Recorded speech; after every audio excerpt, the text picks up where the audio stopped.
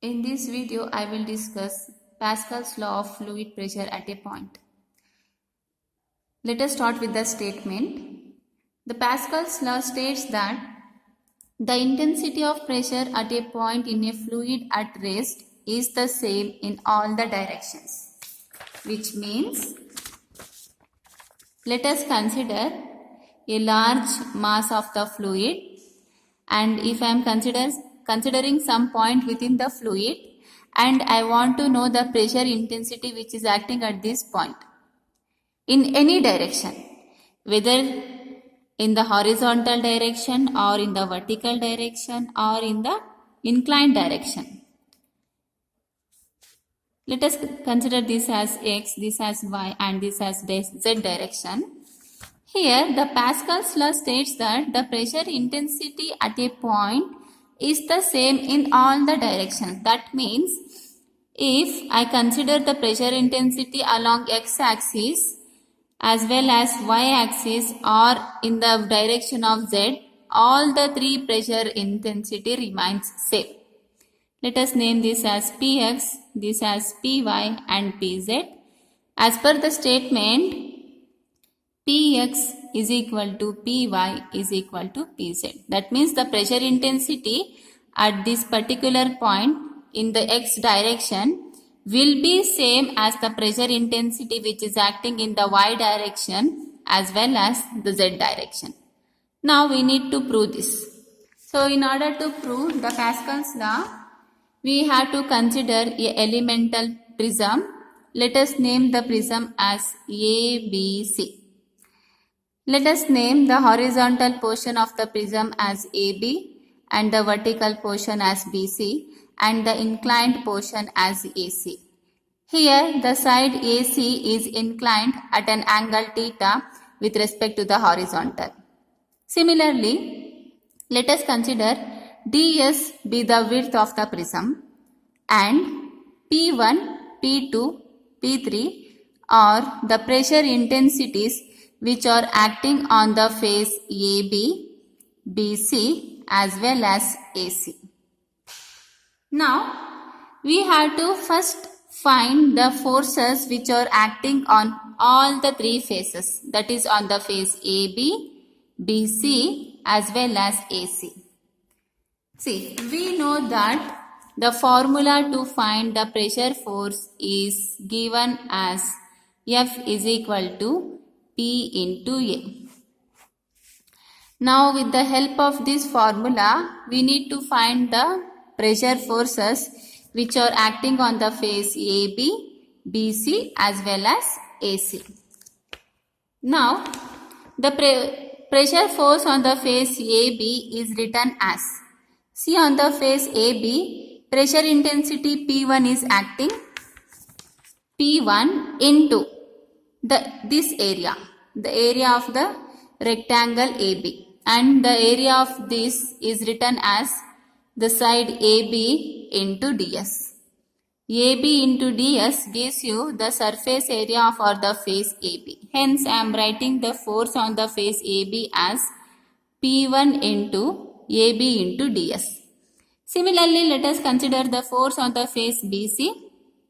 See on this face, pressure P2 is acting. So for which I am taking P2 into the surface area of this side. The surface area of this side is written as BC into the thickness. Here the thickness is written as ds. BC into ds. Similarly, force on the face AC is written as, see on the face AC, the pressure P3 is acting. Hence you have to take P3 into the surface area of this side, this rectangular portion, and this surface area is written as AC into ds. See, that's why I am writing this equation as P3 into AC into ds.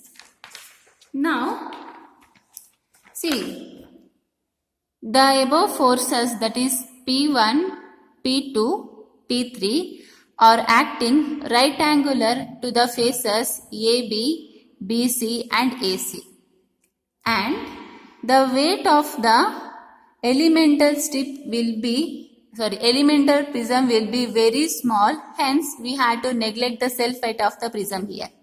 On neglecting the self height of the prism and the pressure intensities are acting on right angle to the faces AB, BC and AC, hence we can take the three forces within the equilibrium condition. We can say that the forces or the system of forces is in the form of equilibrium. Now, by considering equilibrium state of forces, we had to resolve the forces.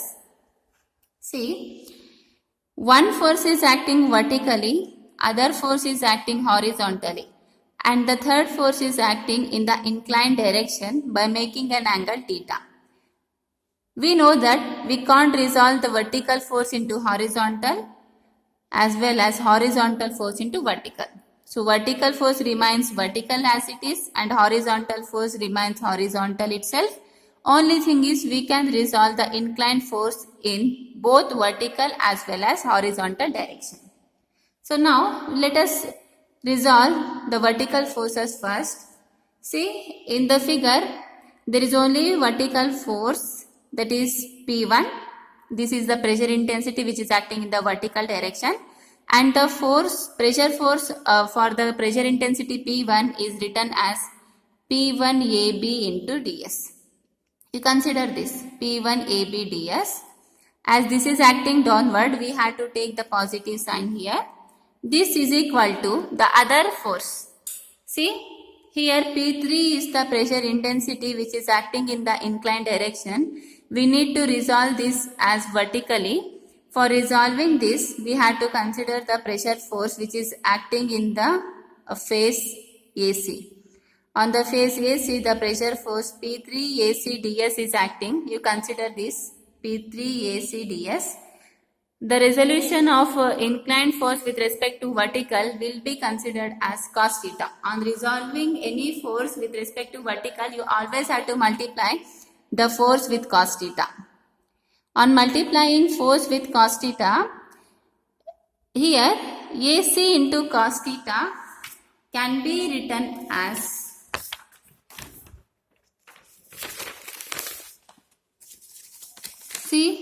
if I consider the elemental strip here A, B, C, and this is the angle theta.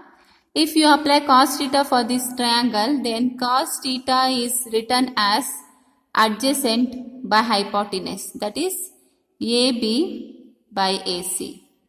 Now here, if you cross multiply this, you will be getting AB is equal to AC into cos theta. See, I have the term AC cos theta. I am replacing AC cos theta as AB in the next step.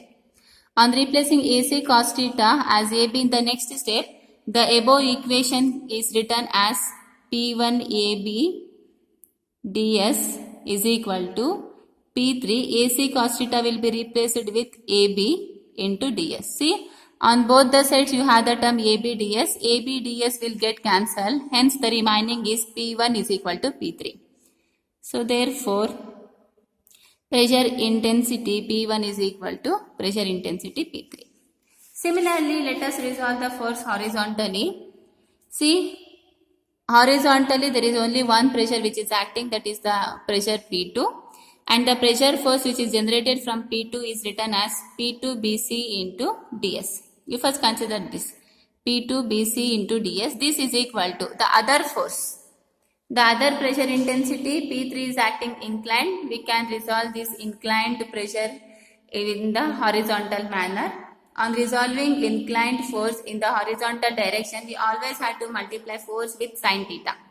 Here, the force which is generated from the intensity of pressure P3 is P3 AC ds. You write P3 AC ds. You multiply that with sin theta. Now again, if you consider sin theta for this triangle, here sin theta is written as opposite by hypotenuse. Opposite is BC divided by hypotenuse is AC. From this we can write BC is equal to AC into sin theta. Now you have the term AC sin theta that has to be replaced with BC. On replacing AC with sin theta with BC, the above equation can be written as P2 BC into ds is equal to P3 into BC into ds. You have the term BC ds common on both the sides. You just cancel it. If you cancel, the remaining is P2 into P2 is equal to P3. Therefore, the second equation what we have got is P2 is equal to P3. But from the above equation, P1 is equal to P3. Hence, we can finally write the equation as P1 is equal to P2 is equal to P3. Now, which this expression means the pressure intensity which is acting on the phase AB is equal to the pressure intensity which is acting on the phase BC is equal to the pressure intensity which is acting on the phase AC. Hence, it is proved.